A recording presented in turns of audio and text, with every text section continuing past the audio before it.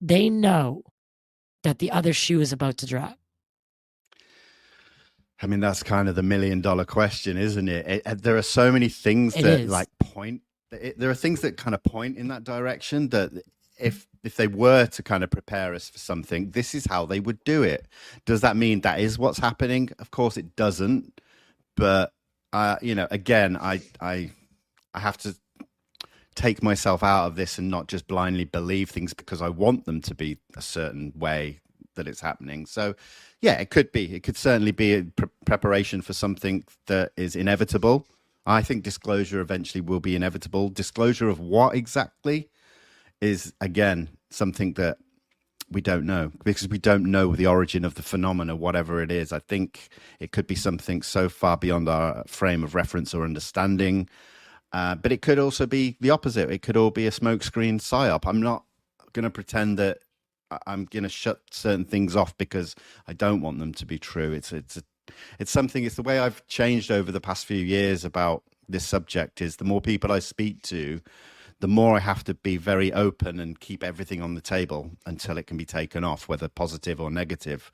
So, I mean, I just continue to do what I do and have the conversation, and we'll see what happens.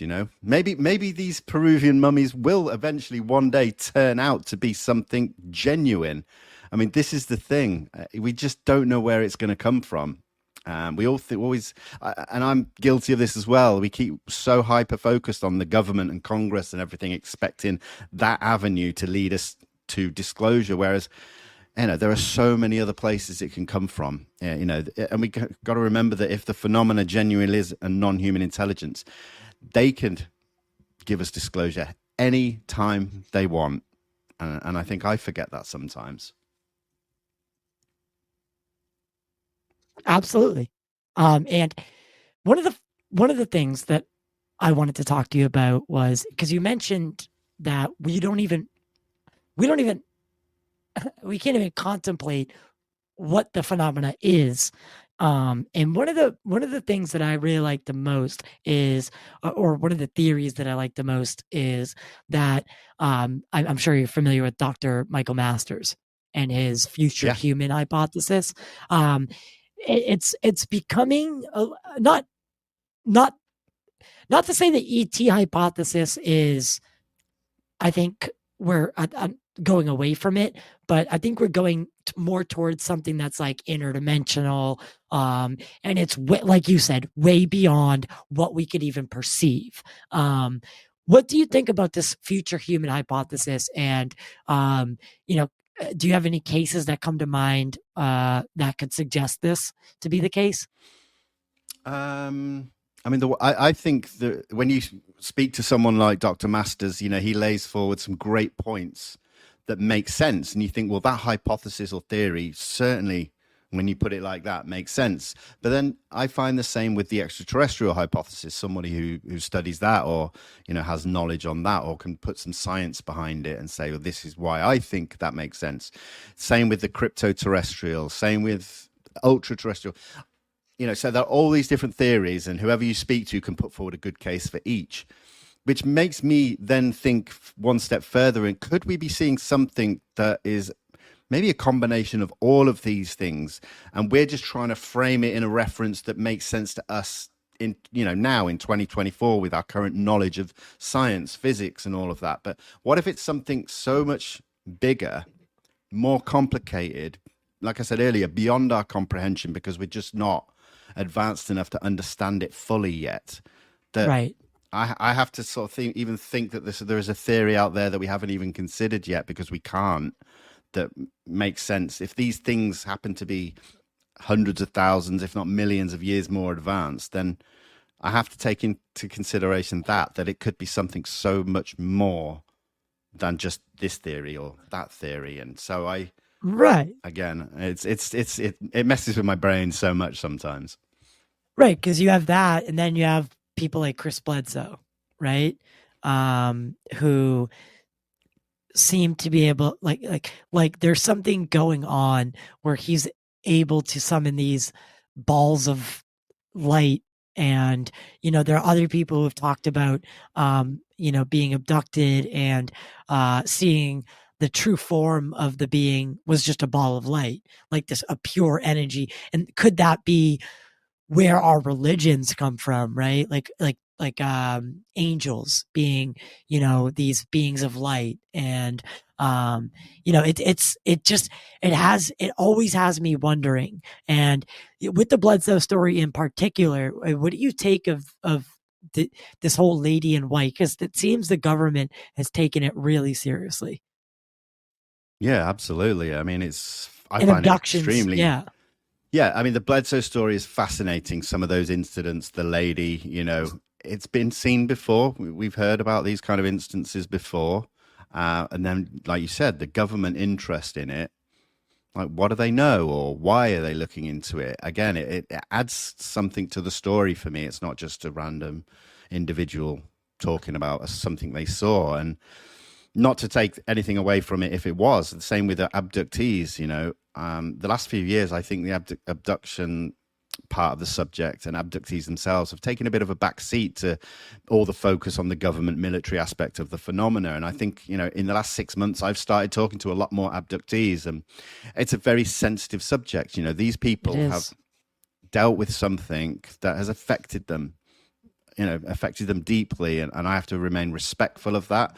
And I always say to myself, it's not my place to necessarily believe these people, but I believe that they believe, and I'm highly respectful of that. And I think it warrants hearing their voice and platforming them as well, to let them tell their story, because the more that we do that, the more corroboration we're going to get.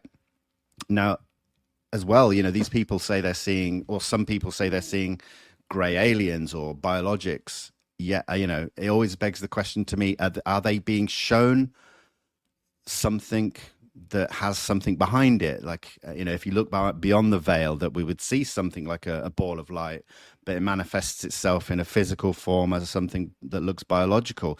This is where, again, my brain goes off to other things, is that we may be not seeing its true form, or the true The whole picture. exactly, yeah, because there's so many different things that has been seen. Does it all fit under this one umbrella of a non-human intelligence? Are we seeing multiple species or multiple origins of where these things are from? Begs so many questions that It really, I've got to stay open to it all. yeah, I think we all have to. And what do you think, when it comes to like some of the conversations that you've had? Um, what are some of the, like, with abductees? What are some of the themes? Because in at least in my eyes, it seems like the abduction phenomena, like, are there any recent abductions that we can? Because it seems like it dropped off, at least reporting wise. There's no more high profile abductions in the news. It's more or less all the nuts and bolts stuff. But I mean, are abductions still happening? That's a great question, and I've not seen or heard of any cases in recent times, which begs the question: are they still happening? But there are some great researchers out there who look into the abduction phenomena. Who I know that they say that these things are still happening. You look at the Experiencer group run by J. Christopher King. Now, I'm Yeah, not a part of that. I've not been involved in any of their private conversations. But if these people are still talking about things happening to them, then you have to take it seriously that these people are still experiencing these kind of things. Melinda Leslie as well talks about, she speaks to abductees who are still having things happen, so yeah. just because we don't I necessarily see it reported like it maybe was 20, 30 years ago, doesn't necessarily mean it's not still happening. So again, I'm very open to it. Right. And I I think the world is fully, at least the UFO community for now, is fully, you know, on edge, with David Grush, right? Not on edge, like we don't like him. It's on edge, waiting for the next thing to drop. And there's this rumored op-ed that's coming.